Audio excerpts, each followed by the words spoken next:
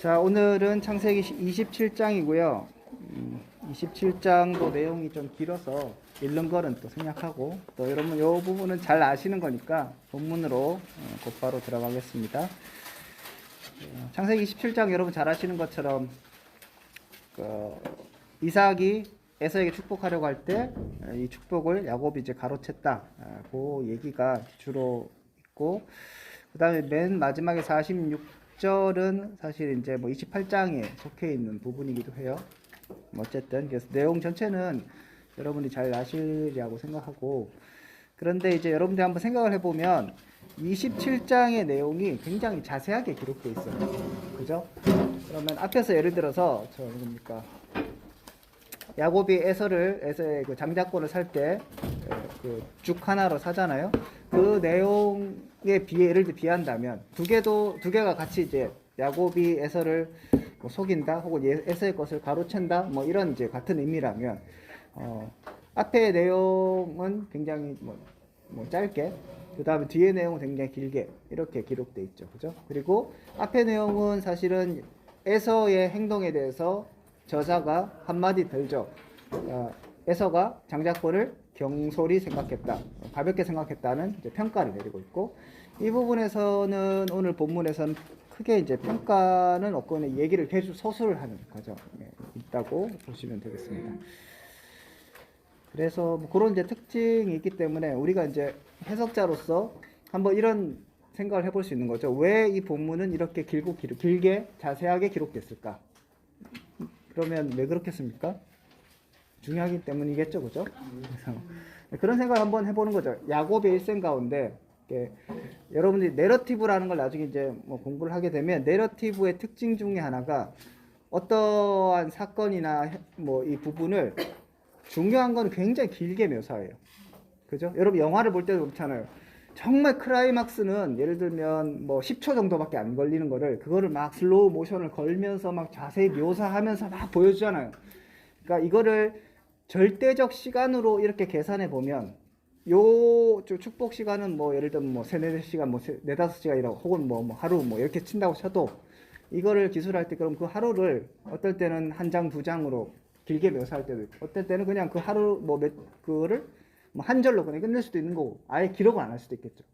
그런 걸 봤을 때 야곱의 일생 혹은 뭐 이삭의 일생을 기록하는, 소위 말해서 저자 입장에서 굳이 이런 것들을 길게 하나하나 자세하게 묘사하는 것은 독자들에게 이 사건이 굉장히 중요한 의미를 가지기 때문일 수 있고, 그렇게 기록하면서 뭔가 우리에게 얘기를 하고 싶은 게 있겠죠. 그래서 여러분들이 이제 성경을 항상 볼 때에 저자가 그렇게 했다면 관심을 가져야 되는 거죠.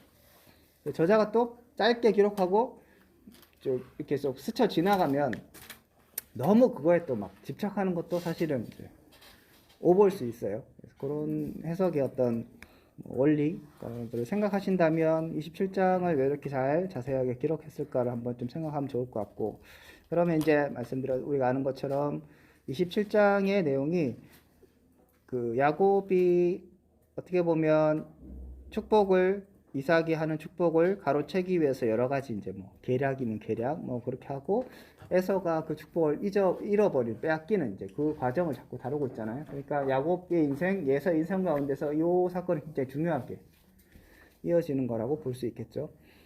그래서 그런 뭐 인생의 터닝 포인트, 그 다음에 이 사건으로 말미암아서 사실은 야곱은 고향을 떠나게 되고, 뭐 그런 것이기 때문에 중요한 사건일 수 있다.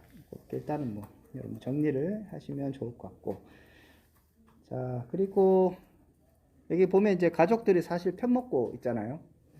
그래서 야곱과 어머니 리브가가 한편, 그 다음에 에서와 이삭이 한편. 굉장히 특이한 경우예요. 아니 우리 가정에서도 일반적으로 그런가요? 뭐 엄마하고 첫째 딸이 뭐 편먹고 뭐 아빠하고 뭐 이렇게 그런 분위기인데, 이게 좀 약간 심각한 분위기죠. 그래서 뭐 어디로 놀러 갈까 뭐 그런 걸로 싸우는 게 아니라, 어떻게 보면 그래서 정말 사람을 속이고, 그죠? 그리고 특히 이제 이 당시의 문화로 생각하면 가부장적 문화고, 그죠? 어떤 가장의 그 권위가 굉장히 중요한 권위라고 생각했을 때 그 가장을 속여 먹으리라고 제일 측근인 엄마가 생각을 하고, 부축이죠. 사실 야곱은 사실 여기선 되게 소극적이에요.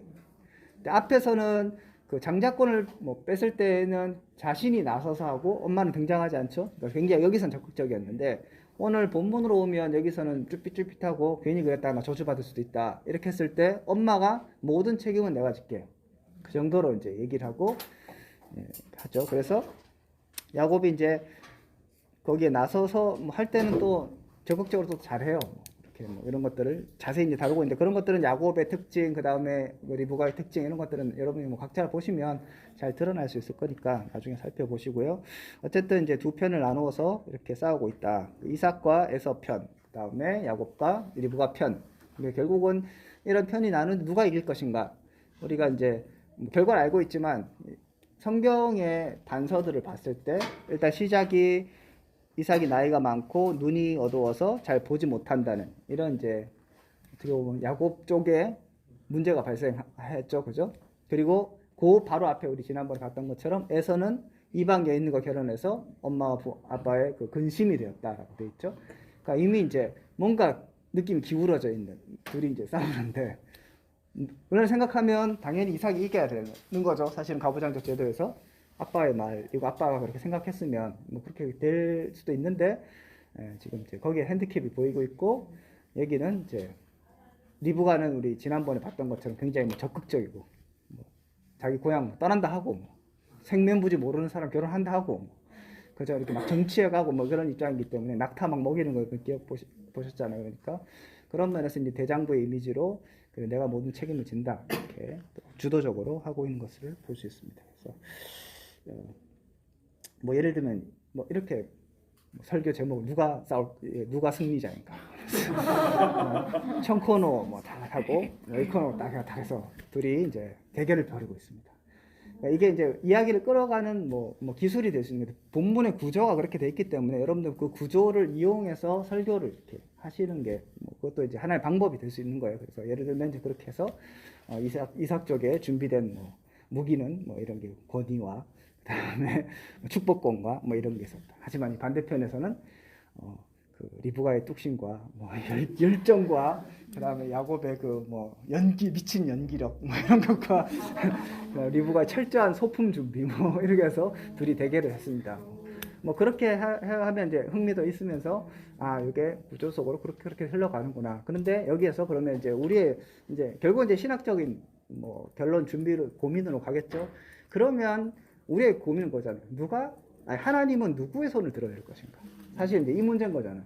지네끼리 서로 싸우고 있는데 과연 하나님은 누구 편이 되어 주실 것이며 누가 승리일 것인가? 이제 이런 질문을 던질 수 있겠죠. 그러니까 여기서 이제 그래서 뭐 야곱이 승리했습니다. 이렇게 하면 되게 뻔한 결론이잖아요. 그런 건 재미없고 성경을 보면 자세히 보면 이제 이따가 설명하겠지만 그럼 야곱이 승리했는가? 리브가가 승리했는가?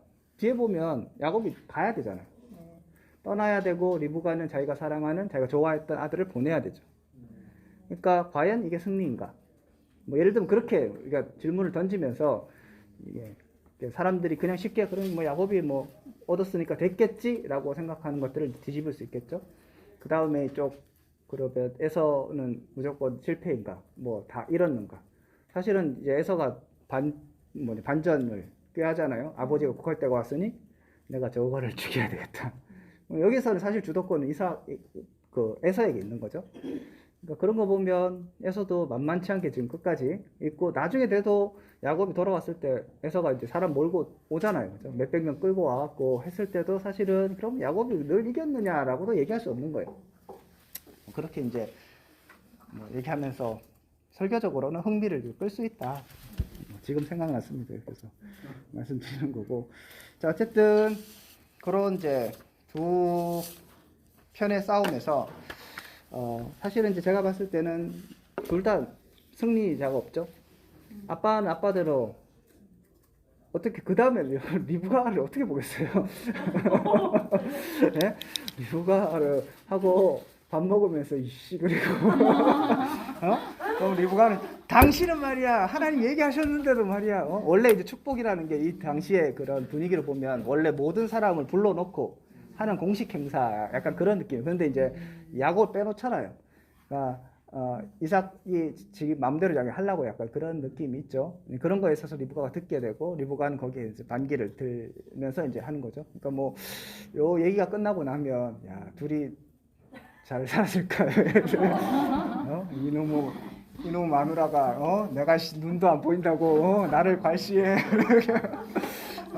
그리고 리브가는 네가 그 이삭 이게 할망구가 너무 많이 들었나 하면서 어떻게 좀 뭐 이럴 수도 있다. 예. 그러니까 이런 이야기가 우리가 되게 제3자 입장에서 너무 뻔하고 다 알고 있는 입장에서 그냥 그렇게 하고 끝났다. 뭐 그래서 축복 얻었다. 뭐 이렇게 생각하기에는 이제 가족사의 입장으로 들어가면 이게 쉬운 일은 아닌 거죠. 그래서 이제 여러분들이 한번 그런 과정들을 생각해 보면서 이삭 가정에 뭐 닥치게 될 그런 뭐 불화, 앞으로 불화 계속 되는 거잖아요. 야곱은 야곱대로 힘들고 에서는 에서대로 그 꽁하는 마음들을 계속 갖고 있고 나중에 보면 이제 결혼도 다시 하잖아요. 그 다시 하는 게 이제 어떻게든 부모님의 마음을 돌이키기 위한 그 나름의 막 몸부림이죠. 그러니까 에서도 불쌍한 거고 야곱도 불쌍한 거고 그 엄마는 그러면 자기가 그렇게 시켜갖고 애가 뭐 잠깐만 갔다 와라 했는데 못 본 거잖아요 계속. 그러니까 엄마도 마음이 그렇고 야곱 이삭도 보면 이제 얘를 떠나보내면서 물론 이제 갈 때는 에서가 내 아들 죽일라 하니까 보냅시다 그렇게 얘기하지 않아요. 그냥 이제 에서처럼 그렇게 이방인 결혼하기 시키지 말자 하면서 오빠에게 보내겠다 했을 때 야곱이 축복하면서 보내요. 그렇지만 이제 이삭도 야곱을 이제 한참 동안 못 보게 되는 거죠. 그러니까 이게 뭐 영 이제 뭐 집안이 콩가루가 되는 거죠. 자, 그런 걸 보면 다시 이제 그 두 뭐 세력의 대결에서 누가 승자인가? 승자는 없고 상처만 남는 거죠. 자, 그럼 다시 돌려서 얘기를 해보면 여러분들 그냥 이런 이야기들을 야곱이 그래도 축복을 얻기 위해서 열심히 노력했다든지 혹은 뭐 윤리적으로 엄마 아빠를 속이는 건 문제라든지 뭐 엄마는 참 나쁜 엄마라든지 뭐 자식에게 시킬 게 따로 있지 이런 사기를 시키나 뭐 약간 뭐 그런 게 될 수도 있고 제 이삭대로 뭐 이렇게 눈이 어두워졌다는 게 약간 이제 영적으로도 흐려졌다는 그런 느낌도 있잖아요.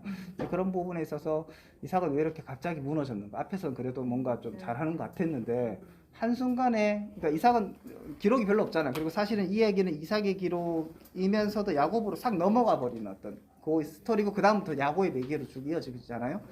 그래서 이삭은 왜 갑자기 이렇게 무너졌는가? 이런 것도 우리가 좀 고민을 해볼 필요가 있겠죠.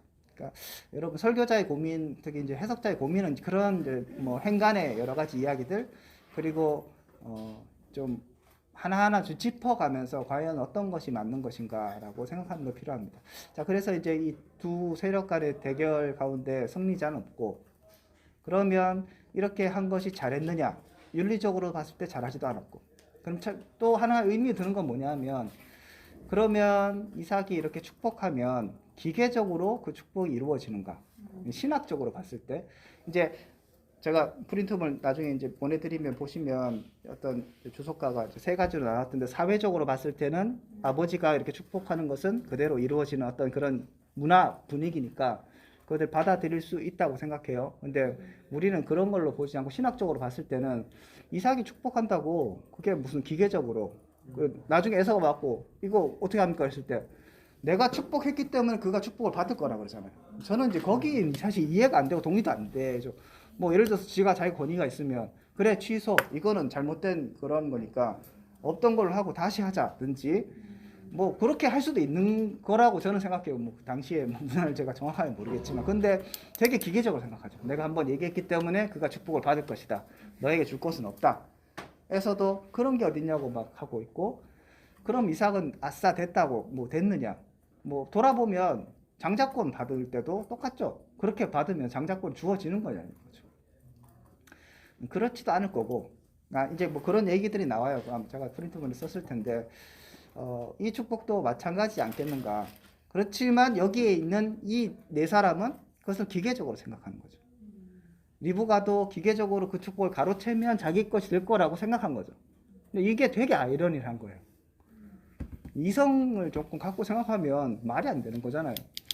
하나님의 언약에 합당한 사람 그리고 하나님의 어떤 주권 뭐 이런 것들로 우리가 쉽게 해석을 해야 되는데 여러분들이 해석자로서 그래서 일관성을 가지셔야 되는 거죠. 이런 걸 보면서 뭐 야곱을 긍정적으로 본다든지 뭐 그런 것도 문제고 에서를 무조건 부정적으로 보는 것도 문제고 이삭을 그렇게 한 것들이 그냥 무조건 다 뭐 이런 뭐 잘못이다 혹은 뭐 잘했다 뭐 리브가의 그런 게 뭐 하나님 축복을 향한 뭐 간절한 소망이었다든지 하나님께서 큰 자가 작은 자 섬기를 하셨으니까 그거에 대한 어떤 뭐 지키기 위해서라든지 자기가 나설 일이 아니었고 수단의 목적을 이렇게 정당화 사실 할 수 없는 거라고 봤을 때 신학적으로 이제 이 본문은 상당히 우리의 고민이 되는 거죠. 과연 이 축복이 기계적으로 이루어질 수 있는가? 하나님은 이런 이 네 명의 어떻게 보면 정말 자기 딴에는 사활을 건 모험과 야곱도 얘기했잖아요. 아버지가 나 저주하면 어떡해요? 뭐 그런 이제 두려움부터 시작해서 굉장히 위험 부담을 갖고 오면서도 그 일을 하게 되고 뭐 가족이 나중에 진짜 그렇게 속이고 나면 아빠 얼굴 어떻게 보며 엄마 얼굴 어떻게 보며 뭐 에서는 이거 리브가 엄마 자기 엄마인데 알고 보니까 엄마가 이렇게 했다 이렇게 하면 얼마나 짜증 나겠어요. 뭐 하여튼 그런 걸 다 생각하면 이게 뭐 그럼 우리가 쉽게 생각할 일은 아니라는 거죠. 그러면 이제 이거를 우리의 삶을 좀 돌려본다면 우리도 자칫하면 이런 생각들을 할 수 있는 거죠. 저는 이 전체적인 네 명의 그런 이 스토리 자체가 굉장히 부정적이고 뭘 모른다, 기계적이다. 근데 그게 이제 사실은 인간의 한계고 어떻게든 저는 그래서 축복을 받아내는 하나님의 복을 받아내려는 인간들의 욕망, 하나님의 뜻은 상관없이 그러니까 이삭은 자기가 그 아들을 좋아하고 그 별미 때문에 좋아하는 거잖아요. 그러니까 하나님의 약속이 있었음에도 불구하고 어쨌든 간에 자기는 그거를 혼자서 축복하려고 하고 원래 관행을 깨고 그렇게 에서만 불러서 보고 축복을 하려고 하고 리브가는 그걸 알아서 그걸 또 어떻게든 또 이렇게 반전을 시켜보려고 이렇게 뭐 속이고 이런 것들이 그 복을 향한 인간의 굉장한 욕망 그거를 사실은 고발하는 것이 아닌가 자세히 하면서 그럼 이게 이제 결국은 1차 독자인 이스라엘 백성들이 출애굽하고 나서 그냥 예를 들어서 내가 유대인 아니죠 이스라엘 백성이기 때문에 선택받았기 때문에 자동적으로 그런 복이 나에게 임할 것이라는 이런 착각들을 사실은 극복하라고 하는 어떤 교훈일 수 있는 거죠. 나는 자동적으로 잘 될 거야. 하나님은 내 편이야. 그런 거 없다는 거죠. 근데 우리가 자꾸 이제 그런 식으로 생각한다는 거예요. 오늘날도 보면 내가 이거 교회 일이니까. 이건 전도니까. 이건 영혼을 위한 거라고 이제 자꾸 속이는 거죠. 뭐 그렇게 하는데 결국 수단이 목적을 정당화할 수 없는 부분이고 우리가 뭐 다 완벽하지 못한 상황에서도 어떻게 보면 그냥 저 사람 상처 받든 안 받든 뭐 아빠가 뭐 어떻게 생각해왔든 일단은 이건 바꿔보자 뭐 이런 게 올바른가에 대한 고민. 그래서 이게 이렇게 자세히 기록되면서 인간의 그런 욕망들 그 다음에 그 속이는 장면들을 하나하나 얘기하잖아. 네가 누구냐? 나는 당신 뭐 애섭니다. 뭐 목소리는 왜 그러냐? 뭐 계속 우리 물어보고 거기에 대해서 이렇게 대답하고 저렇게 털 뭐 만져보자. 그런 것들 다 이렇게 대비해 갖고 이렇게 하면서 아버지를 그렇게 속이는 게 뭐 그래서 야곱이 그래서 또 나중에 이제 라반한테 뭐 라반이 맞죠? 하여튼 삼촌한테 삼촌한테 또 고생하고 그죠? 그렇게 하는 모든 과정들을 보면 그냥 이제 역사는 가정이 없지만 에서와 야곱이 이렇게 다투지 않았다면 그리고 뭐 장자권을 굳이 그렇게 뺏으려고 팥죽은 아니면 붉은 거 그걸로 하지 않았다면 리브가가 이런 생각을 하지 않았다면 어땠을까? 그럼 뭔가 하나님의 개입에서 자연스럽게 서로 이렇게 하지 않았을까 하는 생각도 이제 한번 해보는 거죠. 그래서 어떻게 보면 이런 이제 복을 얻으려는 인간의 욕망과 그런 열심들이 오히려 역효과를 발휘해서 자연스럽게 하나님의 때가 되면 하나님의 방법으로 주어질 어떤 것들을 어렵게 결국은 뭐 야곱이 받는 건 맞긴 한데 그렇지만 뭘 받았냐는 거죠. 그냥 따지고 보면 그래서 야곱이 축복을 받았나요? 솔직히 이런 얘기대로 뭐 됐냐는 거지. 쉬고 고생만 했잖아요. 자기도 험악한 세월을 살았다면서요. 그 오히려 에서는 이제 아무것도 없었는데 자기 때에는 뭐 그렇다고 해서 자기가 무슨 저주를 받거나 무슨 크게 잘못된 것도 없잖아요. 막말로 얘기해서. 그러니까 야곱은 뭘 한 거지? 성격을 조금 낮추는 거 아닐까요? 성격을 예, 내 성격이 좀 뭐 야비하고 그런 게 있었으니까. 성격 개조 프로그램. 예, 계속 노래 좀 해봐라. 너 좀 봐봐라 해가지고 그런 거 아닐까요? 그러니까 이제 하나님께서 야곱을 다루시는 방법이어서 오랫동안 다루셨죠. 그러니까 결국 이런 거예요. 제가 한 번씩 말씀드리지만 제 인생의 모토 알아서 기자. 하나님 앞에서 알아서 안 기고 괜히 머리 굴리고 내가 한번 그걸 얻어보려고 뭐 그런 게 저는 이제 성숙한 그리스도인으로서 별로 그렇게 뭐 좋아 보이는 모습은 아니다. 이게 뭐 하나님 앞에 뭐 원하는 게 있어서 괜히 뭐 작정 기도하고 금식하고 죽을 똥 살 똥 매달리고 뭐 그래서 뭐 주어지는 것 같기도 하고 그죠? 그게 우리의 간증이 되기도 하지만 진짜 냉정하게 서서히 하나하나 돌아보면 그렇게 얻은들 뭘 하겠으며 제가 너무 비관적인가요? 그냥 저는 이런 거 보면서 뭐 하는 짓인가 싶은 거죠. 근데 우리 신앙생활 자꾸 그렇게 하진 않나요? 뭐 이렇게 자꾸 얻어서 아둥바둥거리고 뭐 교회를 막 저는 이제 목회를 안 하니까 제가 늘 뭐 하나님 중심적으로 해야 된다고 자꾸 얘기하는데 목사님들이 아직 목회를 안 해봐서 그런다고 얘기는 하는데 안 해봤으니까 이런 얘기 할 수 있는 거죠. 뭐 나는 사실은 내 일이 아니니까 어떻게 보면 더 정확하게 얘기할 수도 있는 거고 객관적으로 얘기할 수도 있는 거고 그 상황이 안 됐기 때문에 사실은 뭐 함부로 얘기할 수 없는 부분이기도 하지만 또 그렇기 때문에 뭐 제가 얘기할 수 있는 부분이기도 하고 그러면 여러분들이 이 말씀을 보면서 네 명의 이 안타까운 이 막 고군분투하는 그 모습 그게 이제 인간의 실존이다. 하나님 앞에서 어떻게든 뭐든 이미 결론은 나왔는데 그거 아무것도 아닌 것 같고 막 아둥바둥하는 그런 인간의 스트러글링 그걸 보면서 결국 우리를 볼 수 있고 그게 이제 이스라엘 백성들의 모습이고 그게 이제 오늘날 또 우리 교회의 모습이 될 수 있는 거죠. 결국은 이제 우리가 돌아보면 이제 여러분들이 뭐 그런 예를 들어 아까 뭐 설교를 하면서 두 팀이 이제 싸우고 있습니다. 뭐 하면서 이제 승리를 불러일으키면서 이렇게 결론적으로 얘기할 때 그러면 누가 승리했는가? 아무도 없다. 상처뿐이다. 굳이 뭐 그럴 필요가 있느냐? 그런 게 하면서 근데 그래서 얘네들이 나쁜 놈이다 이게 아니라 결국 이게 우리의 모습이고 우리의 실존이다. 그럼 결국 바라볼 곳은 하나님밖에 없다. 그죠? 그리고 얘네들 이러든 저러든 간에 결국 하나님 승리하시는 거죠. 하나님의 계획대로. 그러니까 앞에서 큰 자가 작은 자를 섬기리라. 그것이 이루어질 텐데 그게 어떻게 이루어지느냐? 야곱이 이것을 뭐 장자권을 뺏었기 때문에 혹은 아버지의 축복을 어떻게든 얻었기 때문에 큰 자가 작은 자를 섬기는 게 아니라는 거죠. 그죠? 로마서에 나오잖아요. 아무 원인이 없는데 그냥 하나님께서 그는 사랑하고 그는 미워했다라고 얘기하잖아요.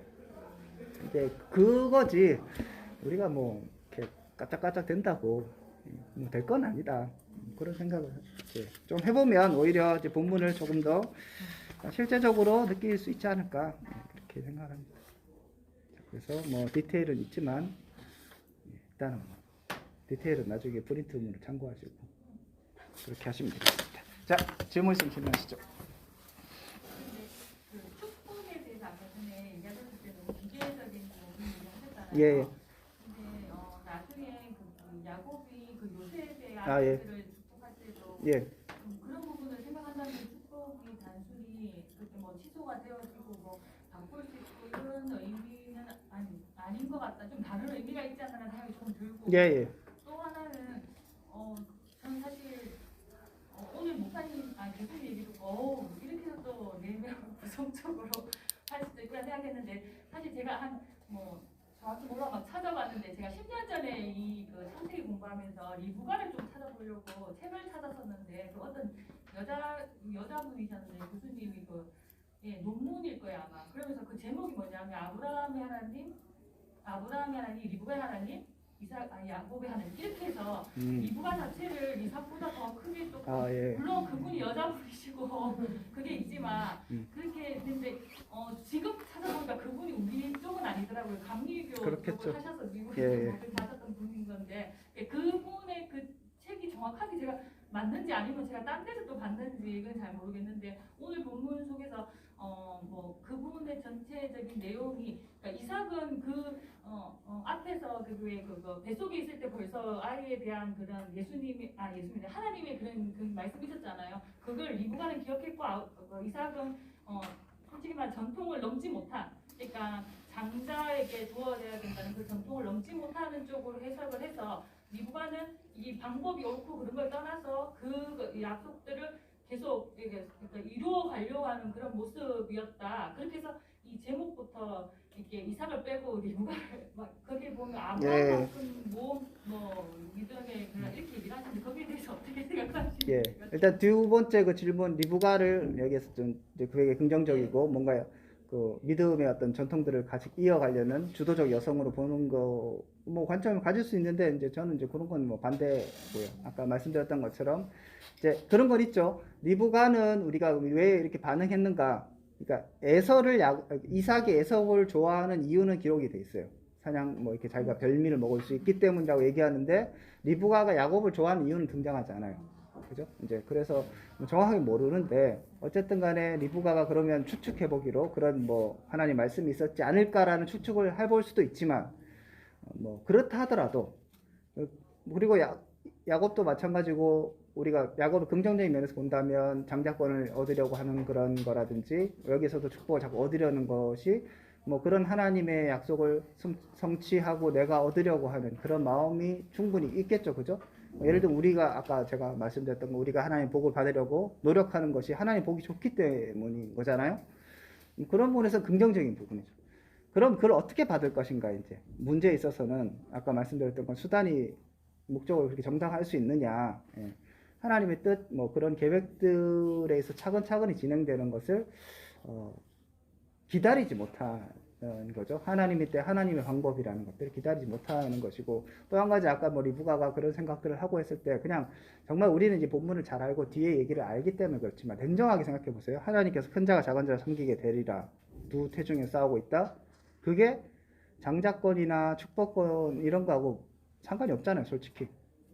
근데 사실 그때 아까 파트너님 게 이삭이 왜 다시 그걸 속인 걸 알고 왜 바꾸지 않았을까 했을 때 그분 책인지 잘 모르겠는데 아마 그때 알게 됐다 이렇게 그때 그러니까 처음에 뱃속에 있을 때 그렇게 해서 연결시켰고 예. 그 축복 자체가 사실은 야곱을 통해서 메시아가 나오잖아요 나중에. 예, 그렇게 그 언약을 그러니까 이게 뭐 부가 이 땅에서 뭐 잘 살고 이게 아니라 끝내는 언약의 그 약속들이 이 언약 백성을 통해서 이루어지는 게 축복이니까. 예, 그렇죠. 예. 그러니까 그런 것들을 우리가 자세히 이제 하나님의 그 약속이라든지 이런 것들 자세히 보면 우리가 일반적으로 뭐 장자권이라든지 그런 게 아니라는 거죠.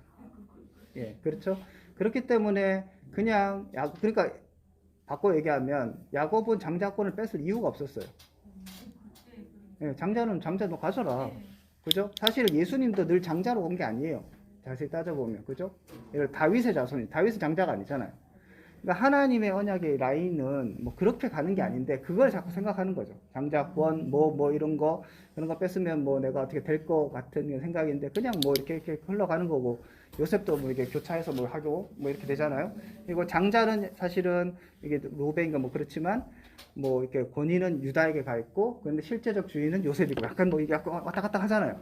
그러니까 하나님 언약을 그런 이제 어떤 물리적인 거나 그런 걸로 자꾸 보는 것 자체가 조금 이제 문제가 되는 것 같고 여기 하나님의 복도 그냥 큰 자가 작은 자를 섬기리라 그 이상도 그 이하도 아니라고 봤을 때 우리가 너무 이거를 뭐 다른 걸로 자꾸 연결시키는 그런 경향이 없지 않아 있지 않나 그런 생각도 하게 돼서 리브가 아까 얘기했던 뭐 이삭이 그래서 돌이키지 않았던 게 과거 그 하나님의 말씀을 생각할 수 있죠. 그리고 충분히 그것도 가능하고 그렇게 해서 이렇게 되었을 거라고 생각을 뭐 할 수도 있고요. 그래서 이제 크게 보면 이제 그럼에도 불구하고 온 거죠. 하여튼 하는 일들이 굳이 너무 좋아 보이지 않는다. 네. 그리고 하나님의 그런 신실하심을 사실 못 믿는 행위인 거죠. 내가 기다리지 못하고 하나님 어떻게 행하실지를 이렇게 막 난리치기 때문에 고생은 고생대로 하고 어차피 받을 거 그렇게 이제 저는 보여져서 그런 해석들에 있어서는 조금 첫 번째가 뭐였죠? 네? 첫 번째 두 가지 질문이었는데 첫 번째 질문이 아까 그 축복에 대한 얘기였고 두 번째는 아. 두 번째 거 먼저 내가 해야지. 아니 근데 뭐 다 얘기가 된 것 같아요. 예. 그럼 제가 또 하나 예. 궁금한 게 아까 장자권을 빼앗는 그 부분에서는 명확하게 에서에 대한 부정적인 얘기를 서술하고 있잖아요. 그렇죠. 예. 예. 그런데 지금 오늘 이 17장에 나왔을 때는 뭐 우리가 보기에는 리브가가 잘못한 것 같고 속임이었으니까 그렇죠. 그리고 야곱도 뭐 서로 있고 이게 굳이 그렇게까지 저도 이 사건이 없어도 하나님이 결정하신 건 이유가 같다고 저는 생각하는데 여기에 대해서 어느 평가가 없거든요. 그렇다면 저도 뭐 막 말을 만들어내고 이런 부분에서는 저도 부정적이긴 한데 만약 이게 부정적이었다면 저는 그게 기록이 되었지 않을까. 그렇다면 안 기록된 이런 것들을 뭐 그렇다고 긍정으로 다 몰긴 그렇지만 그러니까 굳이 그렇게 부정적으로 볼 필요가 있나라는 생각이 저는 들어서 그럼 어떤 예. 부분에서는 그러니까 명확하게 기록될 때 예를 든다면 이야기 보면 그러니까 묻지 않았다, 기도하지 않았다 이런 게 명확하게 나오는 게 있고 또 안 나오는 부분들이 있거든요. 근데 예. 저는 안 나오는 부분을 굳이 그것까지 끌고 갈 필요는 없다는 생각이 드는데 또 안 나온 부분을 해석할 때 긍정으로 뭘 갖고 알기는 좀 힘들어서 부정적까지는 그러니까 네. 이런 거죠. 이렇게 좀 생각하시면 좋을 것 같아요. 언급을 한 것은 잘못 해석하지 말라는 가이드인 거예요. 그렇지만 모든 것이 다 그렇게 뭐 하나하나 기술을 해서 결과 뭐 이렇게 해야 되고 얘기하지 않잖아. 그랬을 때 해석자에게 분명히 맡기는 거죠. 그 해석자가 그러면 이제 해석을 해내야 되는 거고 읽을 때 이제 분위기를 느껴야 되는 거죠. 그런데 그러면 이제 그 전체적인 흐름이나 야곱을 성경이 어떻게 보느냐, 그다음 성경을 해석하는 그런 원리들을 봤을 때 충분히 이제 그렇게 해석할 수 있다는 거죠. 이삭을 긍정적으로, 그러니까 야곱을 많은 사람들이 경향에서 긍정적으로 보는 경향이 많은데 그것도 문제. 무조건 부정적으로 보는 것도 문제. 그럼 제가 아까 얘기했던 것처럼 복을 향한 열망과 열정이 긍정. 그렇지만 그 욕망을 그걸 제가 욕망이란 단어로 표현한 거죠. 그런 것을 바라는 것들이 뭐 하나님을 향한 뭐 믿음이다라고 얘기할 수도 있지만 그렇게 이루어지는 것은 아니다. 하나님 나라는 이제 전체 성경을 봤을 때 그럼 이제 그런 원리를 갖고 야곱의 삶을 해석해내는 거죠. 그리고 야곱의 삶이 봤을 때 아까 제가 얘기했던 것처럼 그래서 뭐 집안이 좋았을까 뭐 그런 얘기는 성경에 나와 있지 않지만 우리가 한번 생각해 보는 거죠. 뭐 그리고 야곱 결국은 이제 도망가게 되고 도망가면서 자기도 신세를 되게 한탄하면 내가 정말 하나님 은혜로 돌아오게 되면 그걸 하면서 뭐 11절 드리고 뭐 하잖아요. 그 얘기는 뭡니까? 이게 자기도 이게 별로 긍정이 아닌 거죠. 아싸 나는 뭐 부인 만나러 간다 이렇게 얘기가 가는 게 아니잖아요 지금. 그러니까 그런 걸 봤을 때 본인도 뭐 잘 안 풀린 거 인식하는 거죠. 축복은 받았는데 예를 들어서 그러면 잘 돼야 되잖아요. 근데 안 돼. 그 다음부터 계속 안 되는 거죠. 그러니까 그런 걸 봤을 때는 충분하게 제가 얘기했던 이런 부정적인 시각을 갖는 게 저는 맞다고 생각합니다. 예. 다이어트 축복받았고 필름 받았고 품 받았는데도 그 기대가 필요했다. 그렇죠. 예. 그거는 이제 뭐 다윗의 잘못이라기보다는 이제 다윗을 훈련시켜가는 과정 뭐 그걸 준비시키는 과정이었다고 볼 수 있겠고 야곱도 이제 뭐 그런 게 과정이기도 하죠. 자녀를 데려가지고 뭐 숫자 뭐 머리같이 맞았고 예. 그 기간 너무 길으니까 그리고 결국 별거같이 못 봤으니까요. 몇 명이 저녁에 더 나왔지만 그래서 뭐 이상을 기름 붓고 하나님께서 예언하시는 게 분명 축복인데 그 상황의 길은 너무 고난주고 너무 힘드니까 연단하니까 사람이라서 인간이라서 넘어지고 이렇게 실패가 좀 중간중간 많이 있거든요. 예. 그러니까 여기 이제 조금 뒤집어 생각하시면 그럼 하나님 우리를 곰탕 먹이신 분은 아니잖아요. 그러니까 내가 그 부분을 훈련 받아야 되는 거예요. 그래서 주시는 거죠. 하나님이 예를 들어서 우리의 구원이 목적이면 딱 회심하는 즉시 데려가시면 돼요. 그런데 안 데려가시잖아요. 그러니까 구원이 목적이 아닌 거예요. 이 땅에 살아갈 게 뭔가 남겨주셨어요. 그러면 하나님 백성을 자라내면서 하나님 영광을 드러내라고 이 땅 가운데 남겨주신 거죠. 그 사명이 있는 거예요. 그 사명이 있기 때문에 우리가 이제 왔다 갔다 고군분투를 하는데 말씀드렸던 것처럼 하나님 무슨 뭐 심술쟁이 영감님이 아니기 때문에 우리를 괴롭히지 않아요. 우리가 이게 고통 당하는 건 내가 그 부분을 극복하지 못했기 때문이죠. 돌아보면 항상 시험에 들고 내 삶에 문제 생기는 건 늘 똑같은 경우가 많아요. 관계 문제 있는 사람 또 관계 문제고 또 관계 문제 있고. 그래서 제가 알아서 기재하는 거예요. 내가 극복을 하면 하나님 우리를 더 이상 괴롭히지 않습니다. 그러니까 쓸데없이 그러지 말자. 교수님 이제 처음에 말씀하실 때 방금 말씀하신 것은 뚜렷한 언급이 있는 것은 더 이상 확대 해석하지 못하도록 차단해 준 역할을 한다. 예, 학대 해석이거나 하는 어떤 해석의 길을 확실하게 하나 좀 제시해 주는 분명하게 거죠. 예. 언급해 주는데 그렇게 언급이 없는 것은 약간의 확대 해석을 할 수 있도록 여지를 남겨준다. 아니, 학대 해석이 아니라 그러니까 이런 뭐 이렇게 명확한 가이드가 있는 게 있고 때로는 명확하지 않지만 그 어떤 스토리 자체가 가르치는 어떤 길이 있다는 거죠.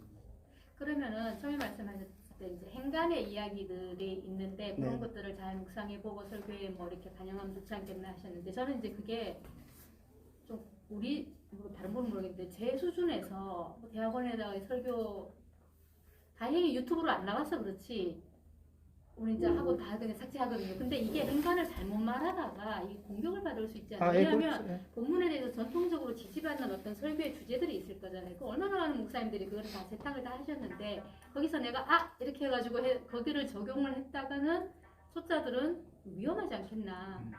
전에 이제 아까 그 이삭이 에서를 축복하고 나서 전에 김도신 목사님 아시죠? 또 동북의 김도신 목사님은 30년 됐는데 철야에서 어떤 말씀을 하셨냐면 처음에는 몰랐지만 딱 이렇게 키스를 했잖아요. 그때 알았다는 거죠. 왜냐하면 사냥꾼들은 피를 마시기 때문에 피냄새가 난다.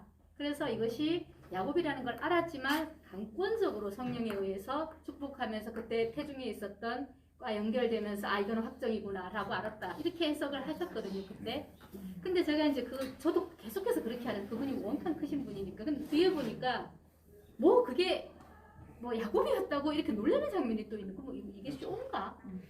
그러니까 이제 이게 행간을 설교의 주제로 올리면은 자꾸 이렇게 꼬리에 꼬리를 물고 뭐가 자꾸 안 맞는 거예요. 그래서 네. 그걸 함부로 주제는 아니지만 부제로라도 올리기가 저는 이제 무서운 거죠. 예, 그럼 안 하시면 되죠. 그러니까 딱 정형화된 설교만 예, 그러게 이제 밋밋한 거죠. 그러니까 약간 상상력을 발휘하는 것은 설교의 해석자로서 필요한데 아까 얘기했던 것처럼 이제 그런 게 위험성이 있죠. 근데 저는 이렇게 생각해요. 그냥 생각해 보면 아는 건데 김도신 목사님이 얘기를 30년 전 설교를 기억하시는 것도 대단한데 그냥 생각해 보면 아닌 걸 그냥 뒤에 아까 얘기했던 예 아닌 거죠. 저는 그런 건 저는 뭐 동의하기 어렵고 뭐, 근데 키스를 했고 뽀뽀를 했고 입을 맞췄잖아요. 예, 손가락하셨어요. 아니 뭐 피냄새가 날 수도 있고 안 날 수도 있고 뭐. 그래서 알았어요. 노린내가 날 수도 있고 땀냄새가 날 수도 있고 그걸 누가 일단 집에 있는 아들과 들에 있는 아들 분명히 구분을 했다. 그러니까 왔다 갔다 이제 여기서 이삭이 우리가 본문 자체에서 알 수 있는 건 뭐냐면 이삭이 목소리는 야곱인데 만져보고 이렇게 하니까 에서다 하면서 헷갈리면서 주는 거거든요. 그런 상황인 것이지 뭐 확실하게 안다 뭐 이런 거는 좀 아닌 것 같아요. 자, 다들 의견이 분분하시니까 뭐 각자 뭐 알아서 하시면 되겠습니다. 네, 또 아까 지금 여기 그러니까 이삭이 4절에 보면은 이제 내가 즐기는 별미를 만들어 내게로 가져와서 먹게 하여 내가 죽기 전에 마음껏 내게 축복하게 하라라고 했잖아요. 예. 그럼 여기에서 지금 이미 축복하고 있다라는 개념을 갖고 있는 게 그때 그 사회 전반적으로 아버지가 장자한테 주는 그러니까 아들 주는 그 축복이라는 지금 이게 다 전체로 깔려 있는 서로 아는 분위기라는 거죠. 그러면 그 축복은 하나님이 주신 이렇게 또 자손으로 주신 그 복이라는 것도 다 알고 있는 상태인 거죠. 그러면은 근데 이제 여기에서 이삭은 어차피 그러면 뭐 때가 되면 이렇게 뭐 언어로 하나님이 주신 복이지만 아버지의 입을 통해서 이렇게 이제 한 번 더 인정하면 이렇게 축복을 하는데 그러니까 이게 4절에서 보면 이제 내가 즐기는 별미를 가지고 오라는 그런 조건 하여튼 그런 상황을 만들었잖아요. 그래서 그러면 이제 전반적으로 보면 그러니까 하나님이 주신 그러니까 말씀하신 바람 그 복이라는 걸 다 알고 있음에도 그러니까 이삭은 이삭대로 뭐 리브가대로 또 에서는 에서대로 지금 각자가 생각하는 그 복에 대한 그러니까 하나님이 주신다라는 건 동의하는데 그거를 취득하고 주고 또 이루어지고 성취해 나가는 그런 관점들을 지금 각자 자기 인간 기준으로 지금 다 생각을 예. 어떤 했다는 면에서 봤을 때 저는 여기에서 이제 어떤 우리가 이제 뭐 1차 독자들은 그 시대에 이제 사람들이겠지만 지금 우리에서도 이게 같이 이제 연결이 될 수 있잖아요. 그래서 이제 말씀이 하나님을 나타내시지만 그만큼 말씀 가운데서 사람이 어떤 존재인지도 발견할 수 있는 거잖아요. 그래서 이제 아까 뭐 교수님이 말씀하신 것처럼 여기서 이제 인간의 이 상태, 그러니까 인간의 중심대로 하려는 어떤 그런 본문이 아닐까, 그러니까 드러내게 하는. 그래서 그런 관점으로서 이제 또 볼 수 있지 않을까 또 그런. 예, 그렇죠. 예. 뭐 그런 이제 뭐 서로 고공부투하면서 뭔가 성취하려고 하는데 이런 거죠. 우리가 예를 들어 축복을 갈구하고 그것이 맞다. 오케이. 그런데 그럼 내 부모를 공경하라는 하나님의 명령도 있잖아요. 물론 이 그 율법은 뒤에 주어진 거지만 하나님의 뜻이 뭐 변개하는 건 아니니까. 그러면 여기에서는 충돌하는 거잖아요. 이런 부분에서 우리는 그런 법들은 별로 생각을 안 하는 거예요. 그렇죠? 그냥 축복. 그런 게 이제 문제다. 그러니까 여러분 설교할 때 꼭 이런 부분뿐만 아니고 그냥 뭐 얻었으니까 좋다. 우리도 열심히 하고 사모하자. 이렇게 하면 골로 간다. 4절에서 이제 이삭이 말하는 이 말에 그러니까 근거가 되는 게 이제 1절에 이제 이삭이 나이가 그렇죠. 많은 정도라는 그 전제 이제 그렇게 만약 본다면 이미 하나님에 대한 그 약속하신 복에 대한 개념을 알고 있음에도 그러니까 이제 어떤 자기의 방법이라든지 인간의 개입들이 이렇게 여기서 이제 각 사람에게 나타나서 이렇게 이런 모습들을 볼 수 있지 않을까. 예, 그럴 수 있습니다. 또 이렇게 흐름을 전할 수 있지 않을까. 예. 그렇게 해도 큰 무리는 없. 예. 오늘 그냥 메인 아이디어를 정한다면 네. 네.